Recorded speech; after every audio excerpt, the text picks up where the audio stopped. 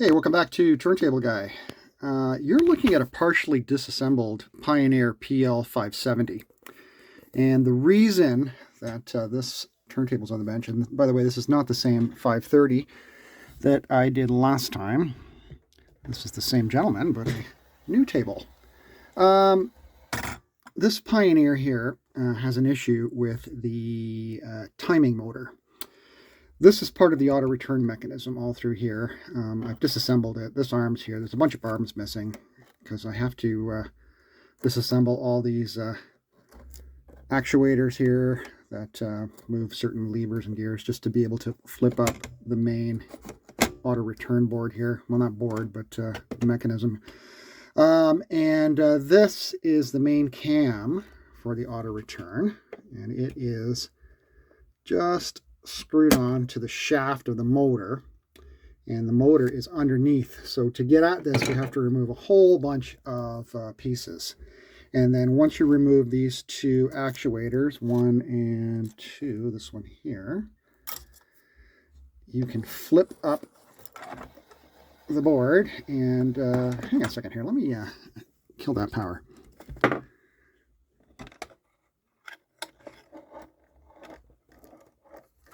The reason you really want to kill the power in this thing is that most of the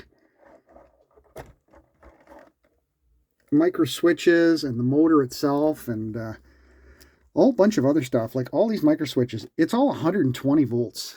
So if you don't want to get a nice little shock, unplug it while you're working on it. So that's how the motor is mounted. It's mounted to the back side of this plate. And the shaft sticks up through the top and it attaches to that cam gear. So I'm just going to remove these two screws. I'm going to drop the motor and then I'm going to show you the issue. Okay, there's the motor.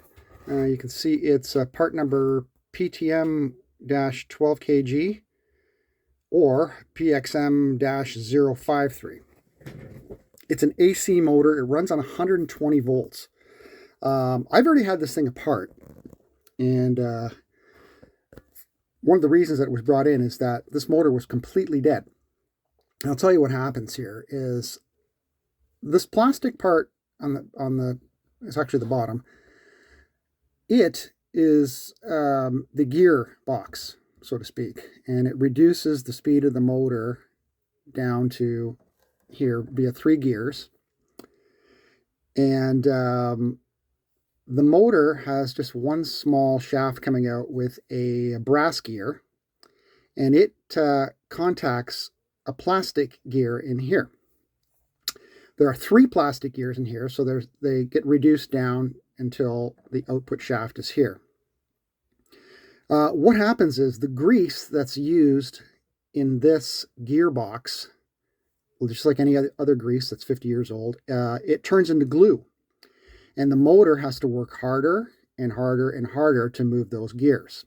Eventually, the gears seize up altogether, and the motor, which obviously has a little bit of torque on it, continues to spin, and guess what?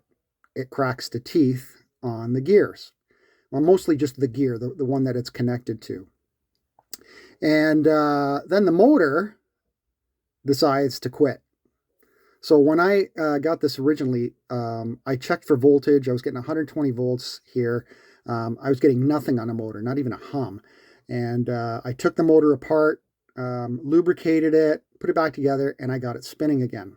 That's not the huge issue here. The problem is the gears. So what I'm going to do, I'm going to open this up. I'm going to show you what's inside. There's just a couple clips here. There's no screws.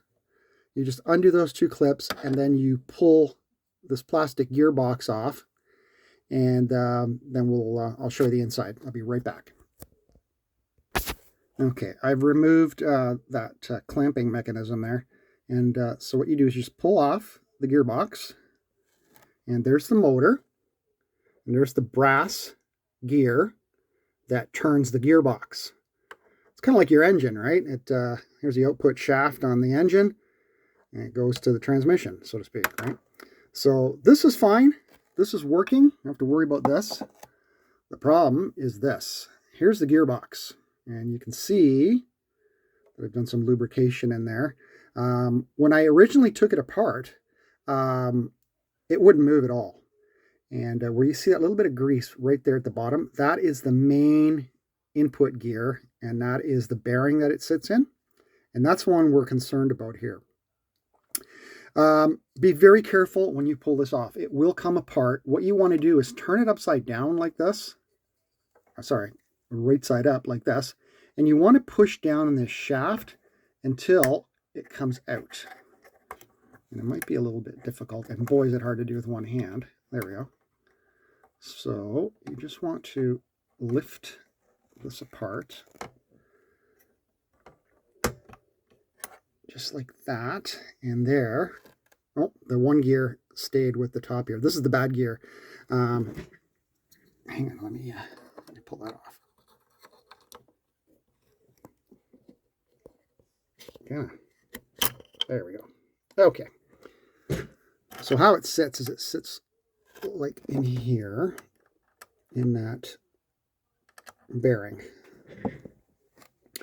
Okay, and then so this goes out to the cam, and then the motor's drive shaft comes up to the middle here, and it contacts the first gear, right? And that first gear gets spun, and you know what happens next. It turns this one, which turns this one, and it's all reduced. So I can spin this, but you seeing the problem here? You see that? See what's missing? That's where the damage occurred. It's missing a couple teeth there. And a couple were mangled beside it. I don't know how close I can zoom in. What I did is I used a file, and I gently filed the plastic back to try to get them spinning nicely. And they will spin, right? You can see it spinning here. And it is going through that area where it's missing the tooth. But when you put it under load, so when this arm here is attached to the shaft and it's under load and it's moving the entire tonearm mechanism and all this crap in here, it starts to chutter and it doesn't go anywhere. So we need this part here.